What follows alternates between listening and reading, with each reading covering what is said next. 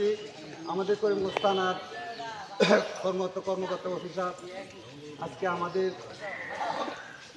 একদম কাদের ইউনিয়ন 6 নং ওয়ার্ডের 6 নং ওয়ার্ডের গত মাদক বিরোধী আলোচনার সমাবেশে উপস্থিত আছে আমাদের মাঝখানের লোক এবং কে আছে মহিনগঞ্জের লোক। সবার প্রতি আমার সালাম, আসসালামু আলাইকুম। আজকে আমরা কত সমাজে চলতে পারতে অনেক সময় অনেকে ভুল ত্রুটি হতে পারে, যে আজকে যে আমরা আলোচনা হয়তো আমাদের পার্শ্ববর্তী গ্রামের মধ্যচানপুরের কাদের মিয়া নামে এক ছেলে, হয়তো সে বিগত অনেক দিন যাবৎ অসৎ এক কাজে লিপ্ত, যে নাম মাদক ব্যবসায়ী।